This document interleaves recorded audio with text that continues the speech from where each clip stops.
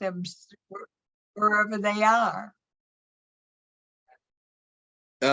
Louise, do you actually happen to know, because I do not, the reason for their visit? I haven't studied this at all. No, I haven't either. There was some people who were promoting it who said it had something to do with the weather. So they have come over to the United States to be a part of a discussion regarding the weather in England and in the United States? Well, maybe just in Boston, because they're going to be talking about the system and what's likely to happen. And you said today, wherever they're going to be, that people are able to go and be a part of the audience and to see them? Yes, that's true. I wonder how many people are excited about this. How many people would really want to see these dignitaries, these officials from Great Britain? What type of an attraction do they have? Well, he's one of the sons of the current person who's been named king, George. Right. So it was his grandmother, Queen Elizabeth, who recently died. And his brother and his wife, who became pretty much Americans, are in their home, I assume, and not part of the visit. Right. Well, Kate and Will, they're being welcomed to Boston. Right, William, yes. And says, and staying for 3 whole days, and leaders have not adequately prepared us. Where were the pop-up etiquette lessons on the Seaport's lawn on D, the city-sponsored wardrobe refresh? So they're talking about how they're dressed, and apparently they were down at the Seaport, and I don't know exactly what they were doing there, but I'm sure we'll hear more about this today on the news. So we will, but I wanted us to find out if any of our listeners were planning to attend and if they could share some information with us. Well, I feel that it's significant that they're in Boston. I think that's significant. And apparently it's Prince William's 8th year ago that he came. 8 years ago that he came. And his brother is not going to be a part of this at all, because I don't think so. Right, because he's not doing any of the official duties at all of the throne. So he and his wife have removed themselves. So I was just in the studio with Eric, and I was trying to get him to stay for the broadcast because I wanted him to talk about what he was doing with Cure. But he and Pastor Hobbs are on their way to Harvard. They're going to be speaking at Harvard today, so they're on their way to that engagement. I know that. They've been named. They're replacing 2 people on the board for Cure who have died. One of them is your friend and my friend Danny. Yes. And the other one is someone that was not known to us but was new to us, and he passed away as well. So Eric Kennedy and Pastor Hobbs have taken their place, and they are on the board, and they're going to meet with me and make a determination about how many prisoners who are still writing to Cure at the church and how many we can return information to and find out how they're doing. So how many people are actually on your board? Well, that's it, just the two of them and me. So, when you decide that you are no longer going to be working with Cure, are you setting up a transition team to just make sure you have everything in place if you decide? Absolutely. I want to be sure that the cure, Massachusetts cure continues, whether I'm able or not able to participate. Right. So have you thought of one of the two people that is serving now, serving as your successor, or are you thinking outside of the box? I'm just thinking of having a meeting with them and having them give me some feedback about what they would like to do. Okay, all right. Well, that's interesting. All of our, it's amazing that all of our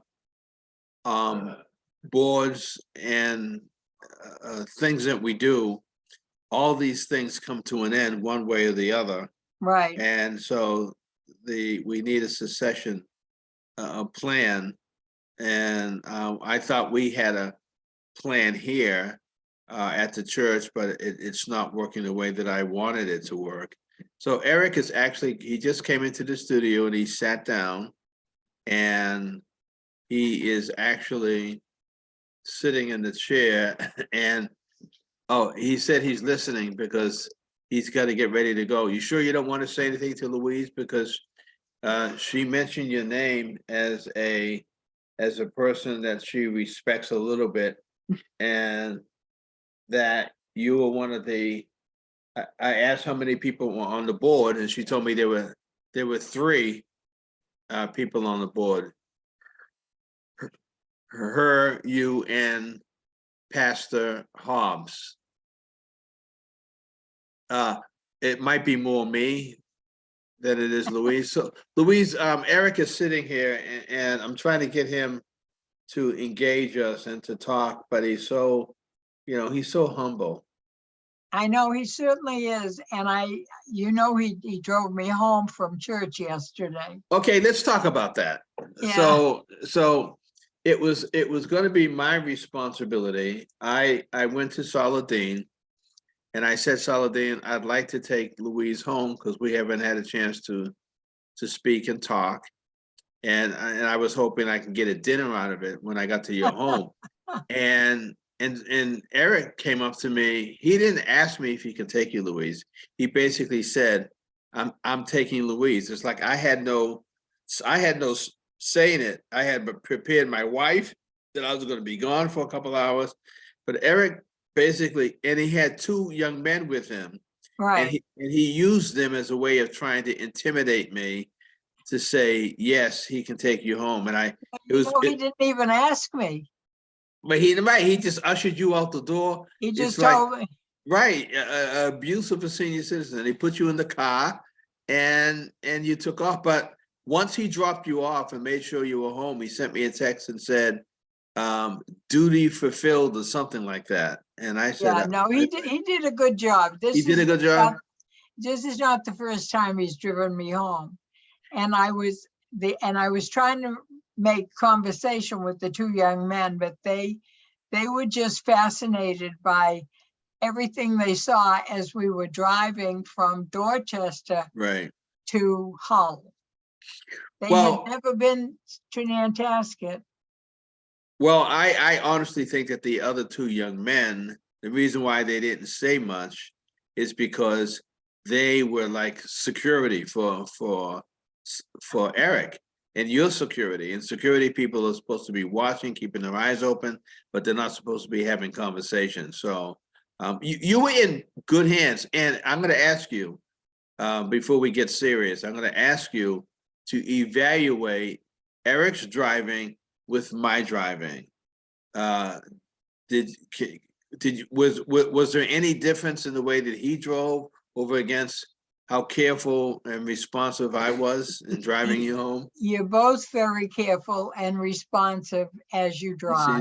See that? She cuts right down the middle. She So have you ever thought about running for office, Louise? I have had responsibilities for many years, and I'm not available for You anything hear that? new at this point in She's not time. available.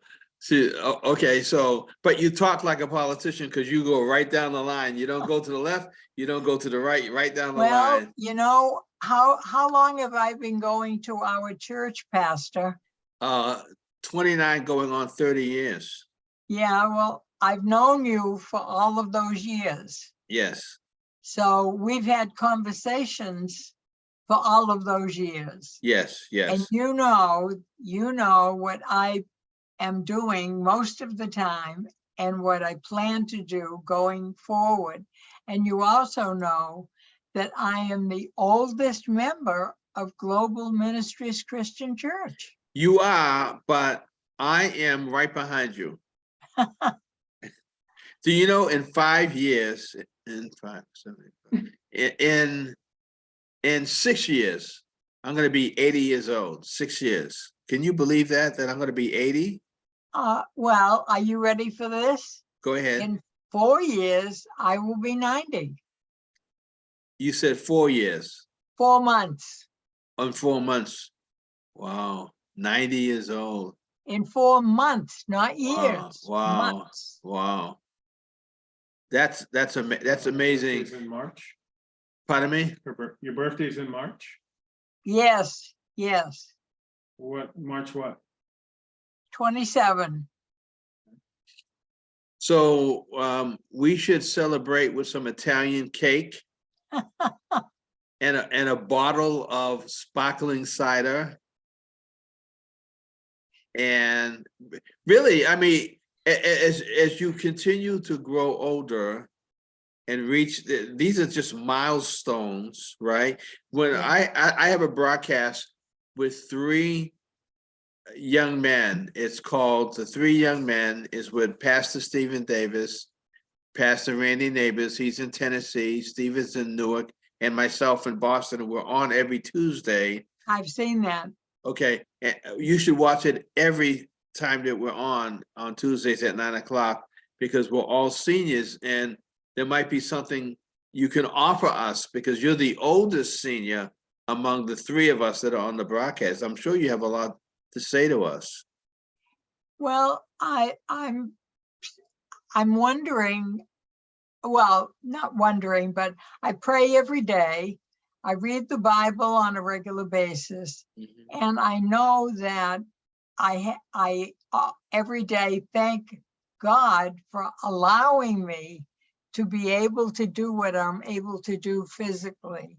I live alone. I take care of myself, and I come and go to our church with the help of other people who provide transportation. And it works out well for me, and I'm very grateful. You know, as we all grow older, a lot of us grow older, but there are some people who plan about the process of growing older. For example, some older people have made decisions to put their home and their savings in a trust as a way of protecting it. Because if something were to happen and people would need hospitalization, or they were they're going into a nursing home, their financial resources, all of that is factored in to the cost of your care. So your house could be factored in and your financial resources. So there's a lot of people do not prepare to grow old. They just grow old. And I and Karen and I and others, we want to anticipate the fact that we are going to grow older and that there are things that we all need to do to prepare for it. Like if you have children, what's the role of children? Are they paying bills? Are they cleaning the house? You know, what do you want them to do? All of this needs to be laid out before you reach the age. And again, with reference to you, because you're going to turn 90, there's more of an urgency for you to make sure that everything is in place so that your family knows what your final wishes are going to be. And sometimes those conversations are difficult to have with our family. What do you think? Well, that's true, but my circumstances with my family are in writing. I have a will, and I have my second son, who's a veteran, is responsible financially for my as my medical proxy. Yeah, yeah, And my second medical proxy is my friend Anne Marie Brady, who right, has been my friend for 40 years. yeah, And I have insurance that covers what I need. right. So if anything happens to me, as many times I've been in the hospital already, my insurance has covered everything that I needed to have covered in the hospital, in a nursing home, not a nursing home, but Rehab, a rehab, rehab center. That's right, you're right. The rehab center. That was all paid for. right, right. I mean, that was not a big concern for me. Now, that might be because I worked for the Commonwealth of Massachusetts, and I had a system, I was part of the insurance system that they developed for us. So that might be the difference. Well, one of the things is to have people or family members that you trust. You've got to be able to trust the people that you're letting into your home and that you're opening all of your personal information to. And again, this has to happen and needs to happen with people who are your age and my age. It has to happen. Wow. And too many people wait until the last minute, and Yeah, sometimes it's too late. So consider yourself blessed and consider yourself fortunate that God has really prepared your family and your biological family and your church family. That's the other blessing that you have. You have friends, you have your church family, and you have your family. I mean, what more would a person want to ask for? well, every one of my children has keys to my unit, and two of my immediate neighbors have keys to my unit, and they're able to come in if anybody is concerned about what's happening to me. And there are people in our church who call me on a regular basis to see Yeah. how I am Yeah, and yeah. how I'm doing. So I have a variety of wonderful people that God has blessed me with.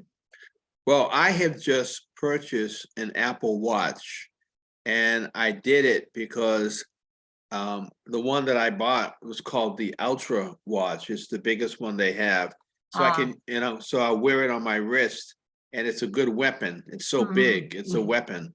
And the other thing is that it has a feature in it, an app, that if I fall, it will know that I've fallen, and it will make the emergency telephone call for me. Well, I have an alarm that I wear around my neck.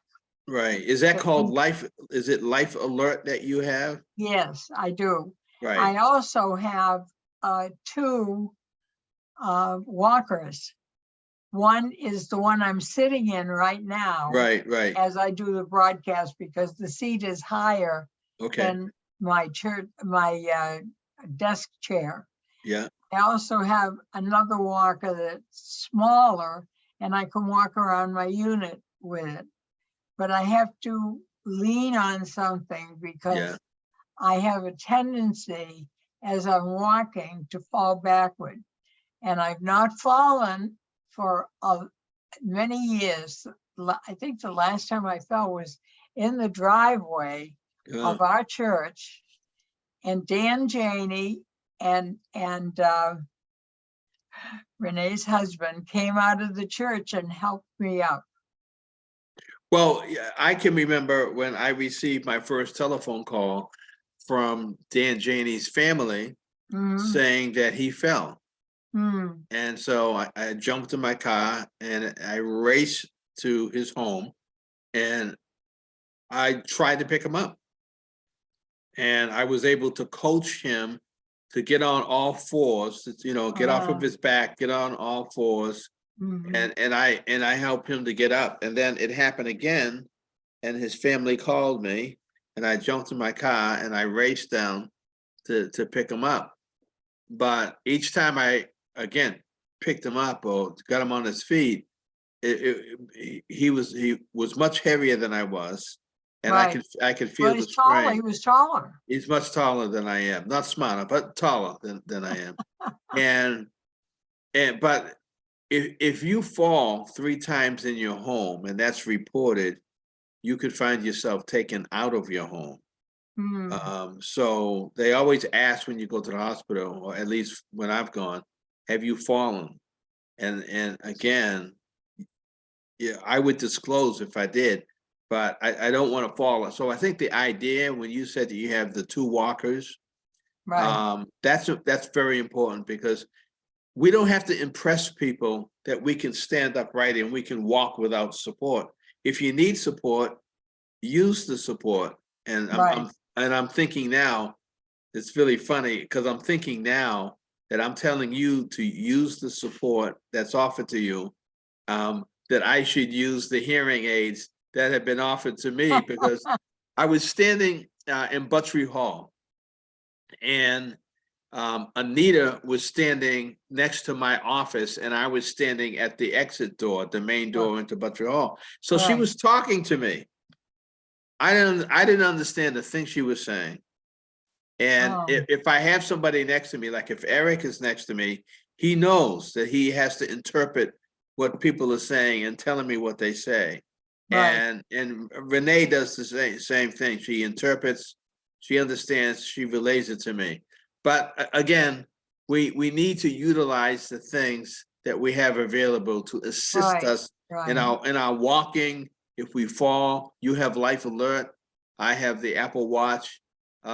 We need to be very careful. And even Eric, although Eric is younger than you and I, He sure is. right? But he needs from time to time some assistance when he's going up the stairs. Do you know I can go up the stairs quicker than he does? So I usually stand behind him to Mhm. make sure he's okay in going up the stairs. You know I do that, Eric. You don't know that I do that? In case you were to fall back? When he goes up the stairs, this is what I have to say to him. I have to keep saying it. I say, Eric, I got you. I say, Eric, I got you. And when he gets to the top of the stairs, he looks at me and he doesn't say anything because he's too embarrassed, but because I'm older than him. But the look that he gives me is like, I'm so glad you're my friend.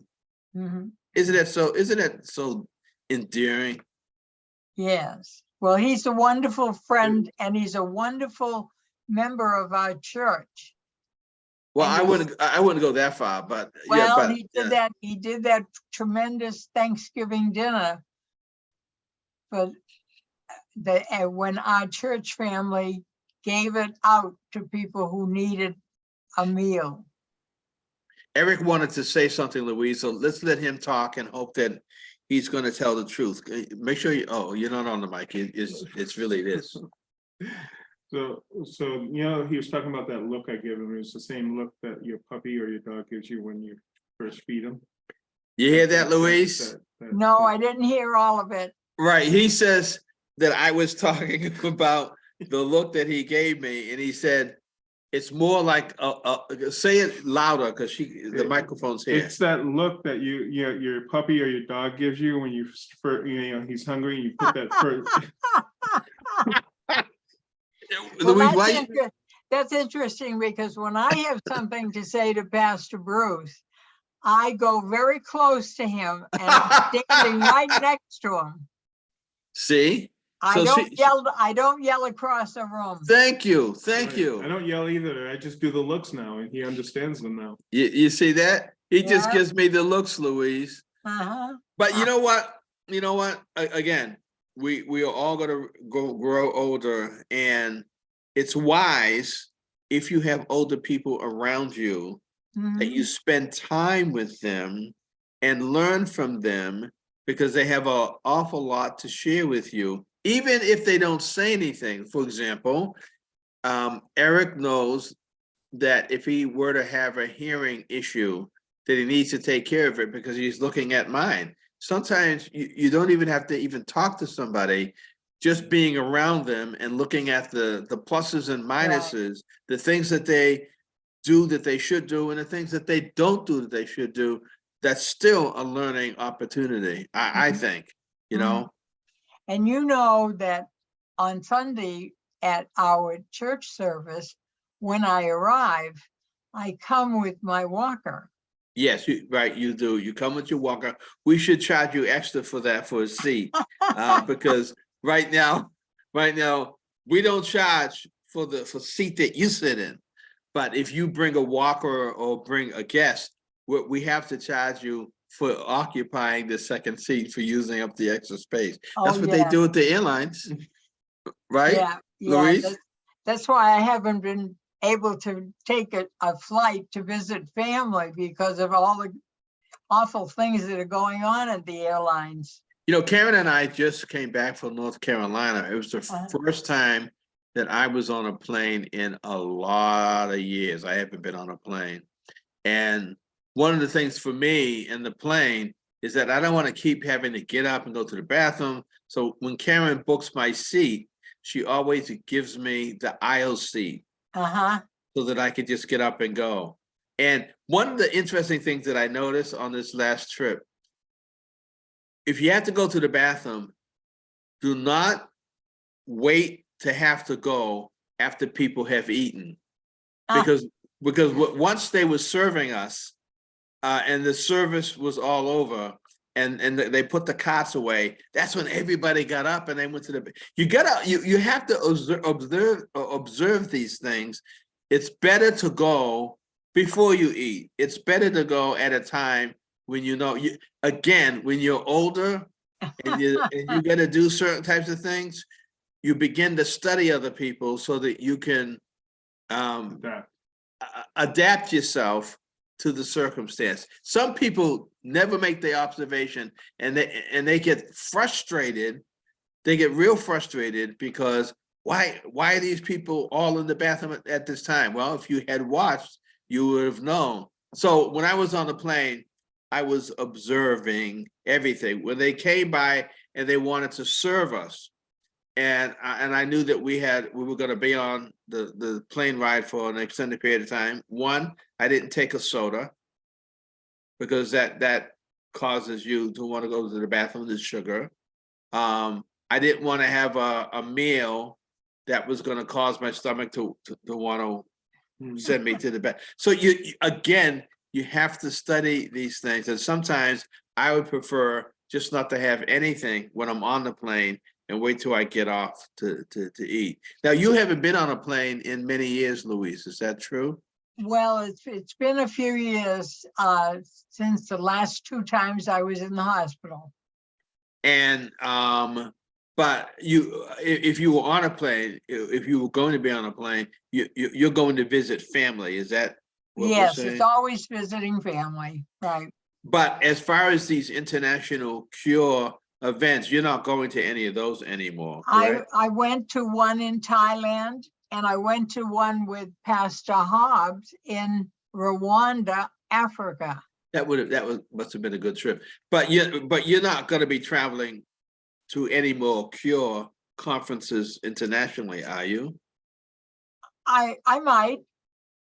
You know, I'm going to talk to your son. You're not going.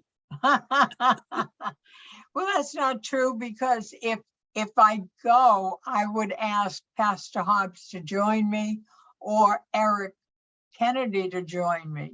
And so they would be walking with me and with me in the travel. You know what? I wouldn't go alone.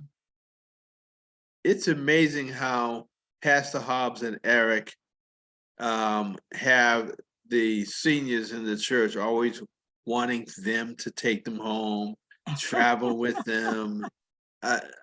I just don't understand. I wouldn't turn to Pastor Hobbs and Eric to travel with me. I wouldn't do that. One, they can't keep up with me. That's number one.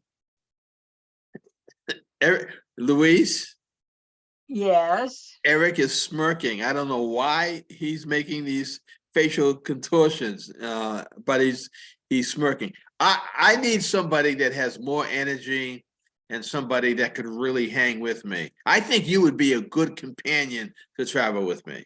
Oh, yeah, right.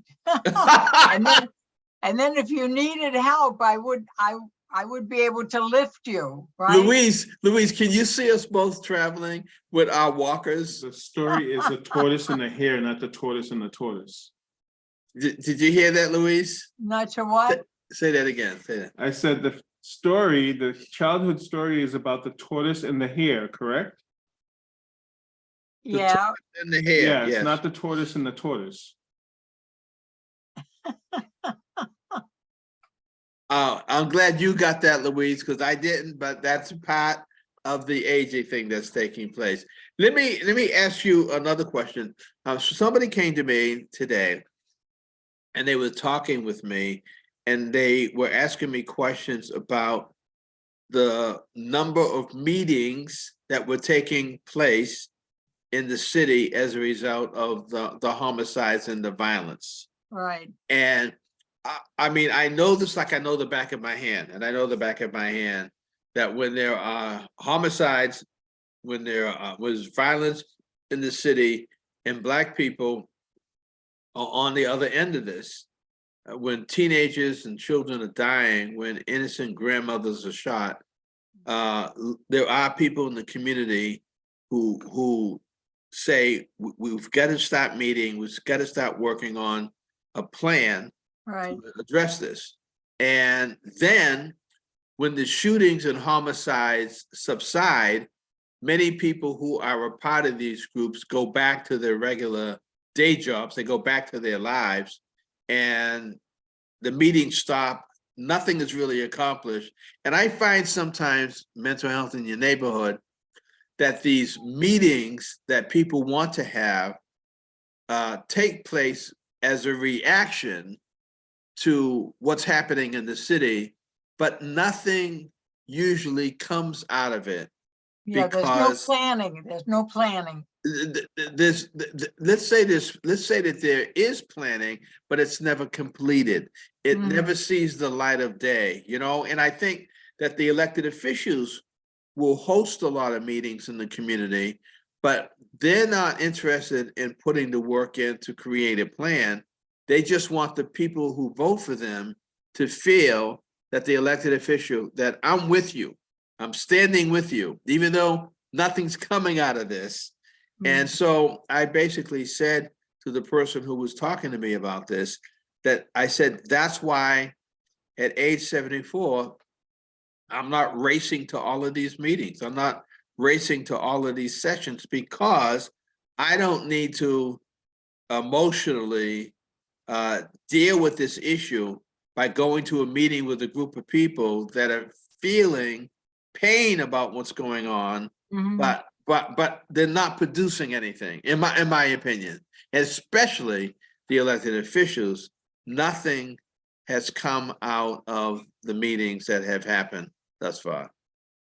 Well, it would be interesting going back to the very beginning of this broadcast that I had about the Prince and Princess from England who are visiting Boston today.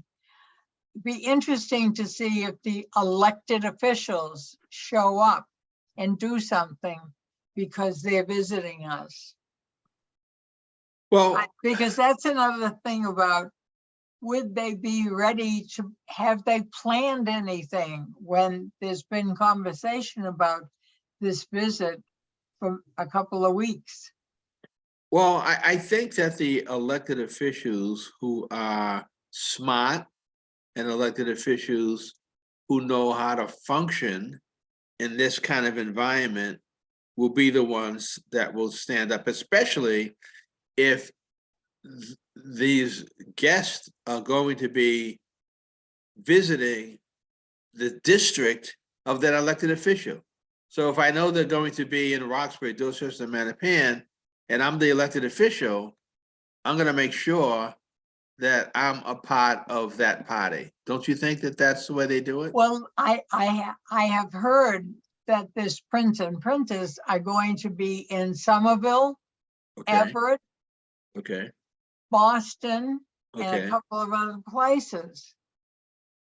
So Well, I'm there's a hoping, plan, there's a right. plan out there. I'm hoping that there is, because it's an opportunity for elected officials to shine and to be seen and to make some type of contribution by just extending the courtesies that need to be extended Mhm. to these individuals. So, Right, but right. but be honest, I haven't been following it, and I haven't made it a part of my daily routine to read about it.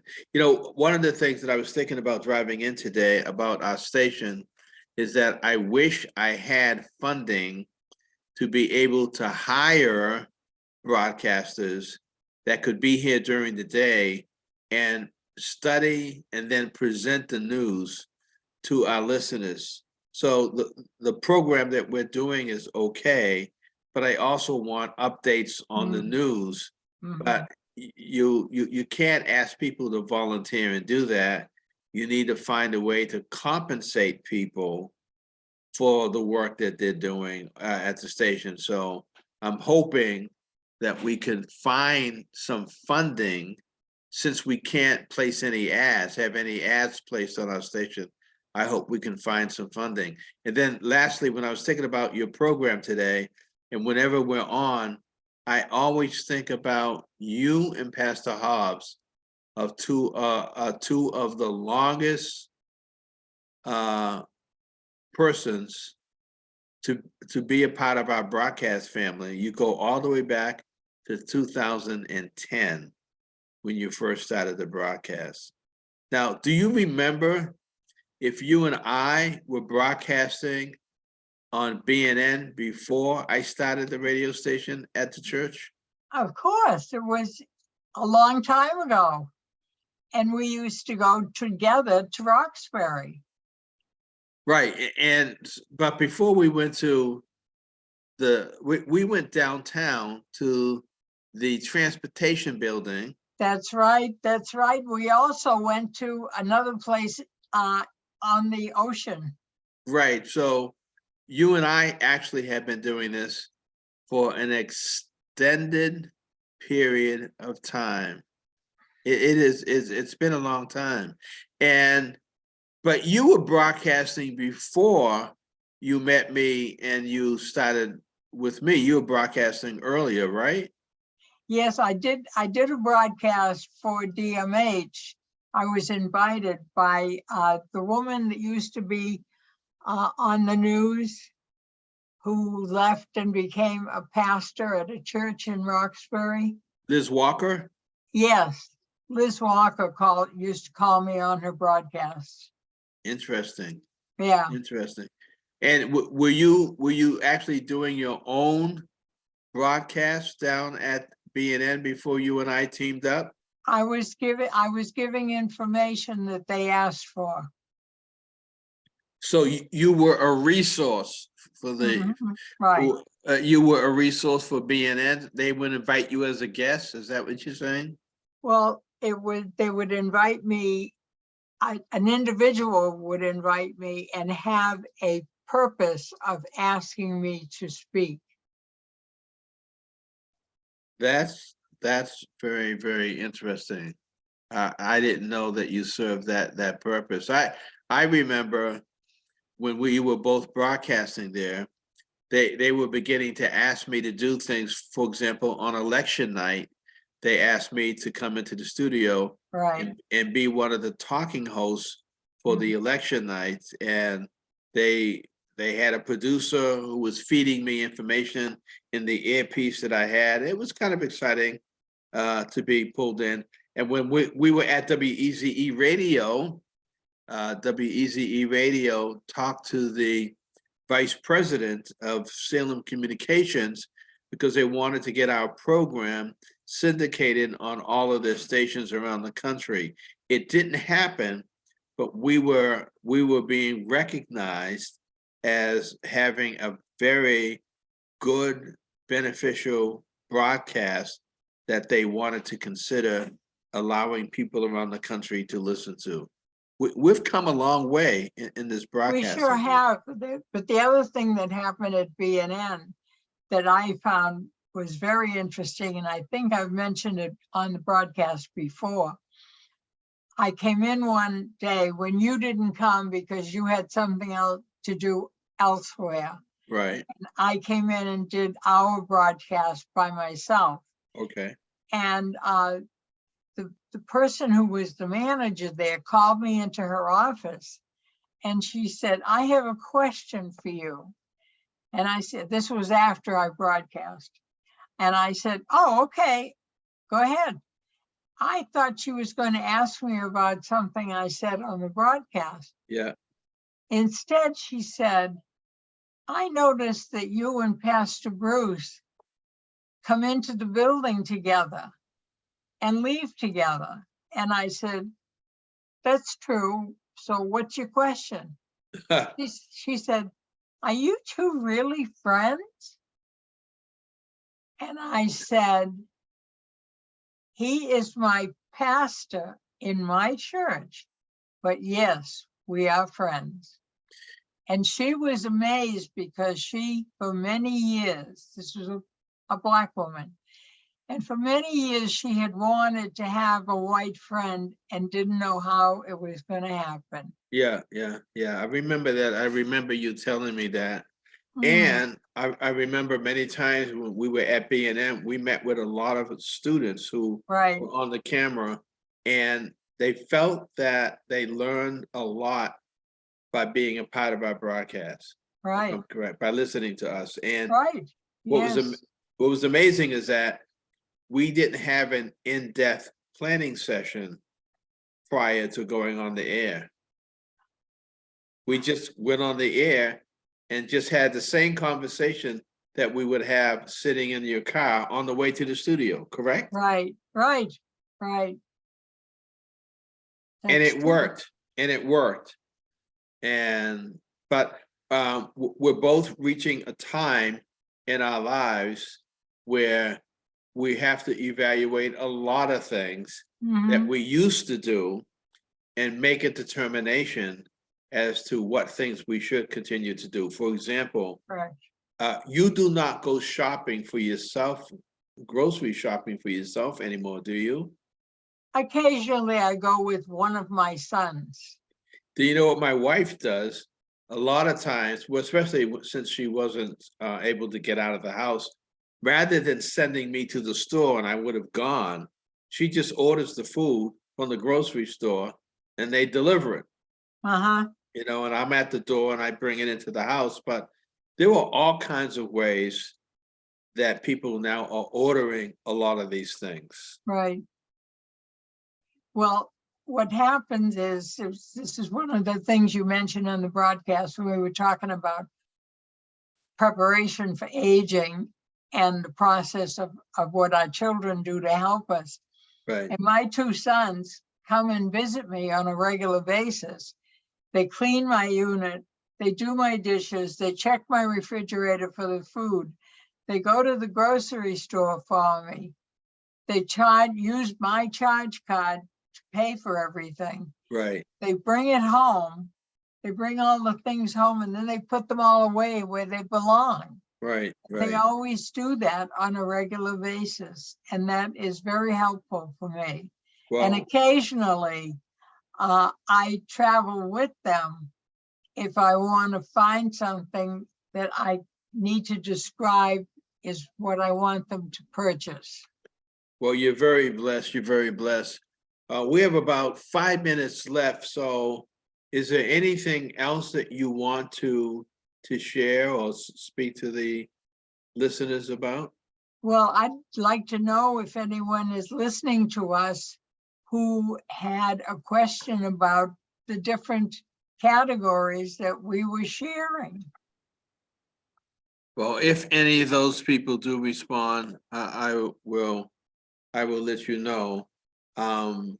again, I think people listen to us, and it's a little bit more difficult for people to, they can't call in at all because we're on Zoom. The only thing they can do is go into a chat and chat with us on occasion. But we don't have anyone chatting with us today. So